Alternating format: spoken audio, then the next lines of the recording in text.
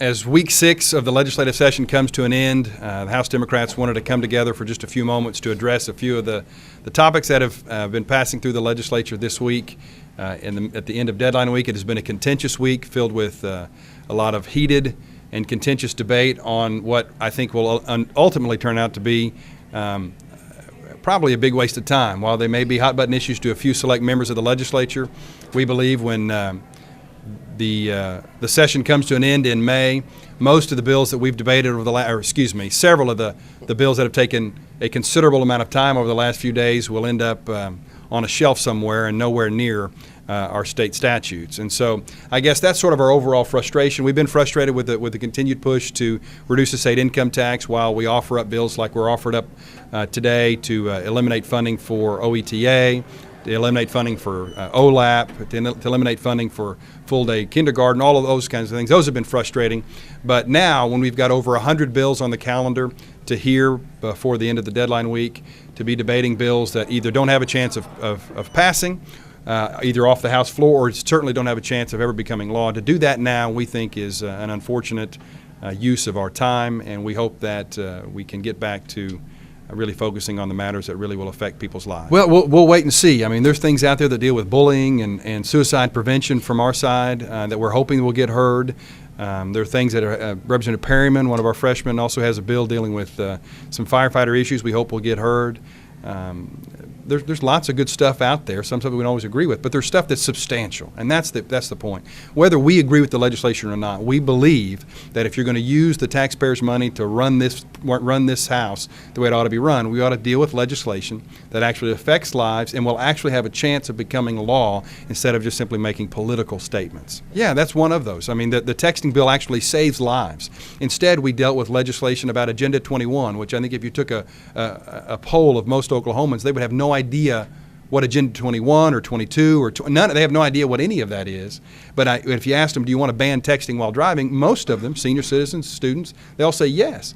And whether our entire caucus agrees with that or not is immaterial. We believe it deserves a vote, and it's not going to be brought up for a vote on the floor this session for the people to have their voice heard, because we'd rather hear bills that make political statements. Sure.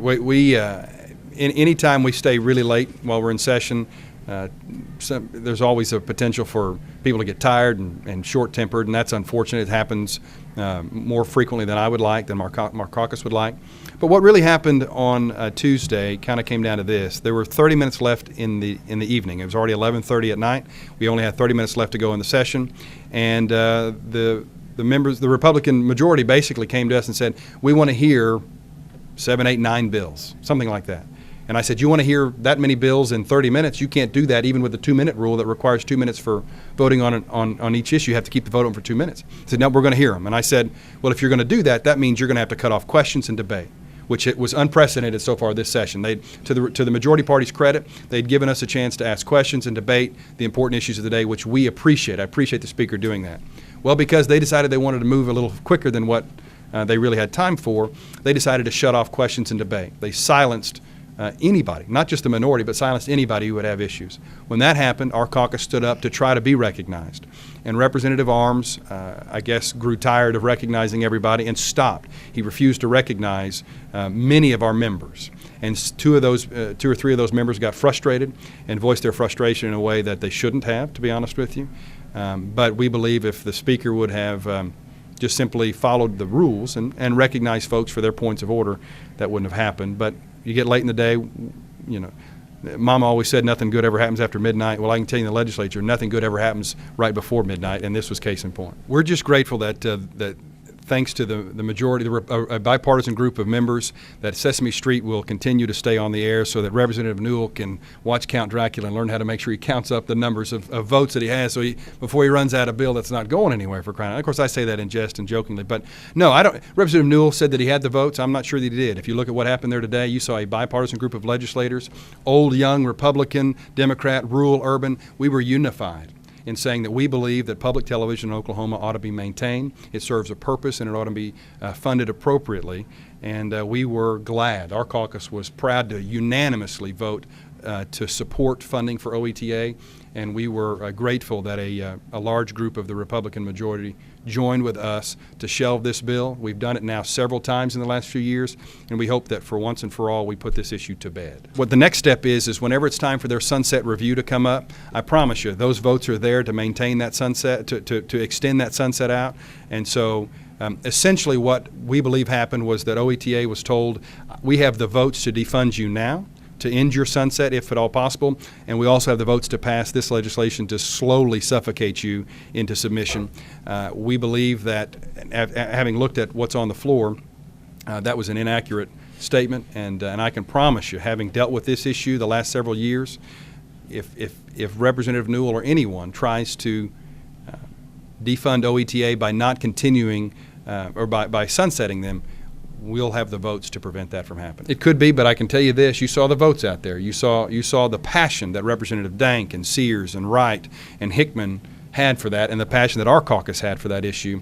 I believe if they run a budget out this year that cuts income taxes and zeroes out OETA, that budget would have a difficult time passing. Obviously I wasn't there, but if the efforts that Speaker Steele and I worked on last legislative session are being shelved by the governor, who supported that very bill and is now refusing to properly fund it. If those efforts are now being thwarted by her or a Republican majority that would rather cut taxes than fund criminal justice reform, that's a travesty.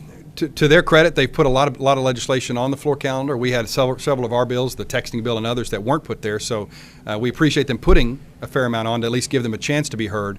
But I think overall we spent, and I've got to go look it up, but we spent 4 or 5 hours dealing with Agenda 21 and other bills that don't accomplish anything because A, they won't be passed into law, and B, there's no real threat for that particular issue in the state. We spent hours. In that 4 or 5 hours, we could have dealt with 15 or 20 bills. And so I think it comes down to the Speaker and the floor leader making the decision to tell some of their folks, you know what, we're just not going to hear those bills. Well, I understand their passion for you, but right now there are other issues that are more important. Criminal justice reform, education reform, health care reform. We're going to deal with those bills that are on the calendar instead of getting into what they knew going into it would be an ugly, drawn-out fight that at the end of the day we think will have shown to be a waste of time and will have killed good, sensible legislation just because we will run out of time to hear them. I've been out here 7 years now, and I worked as Democratic leader the last 2 years with Speaker Steele, and Speaker Steele did a lot to kind of push some of the legislation that we're hearing today, to kind of push it aside.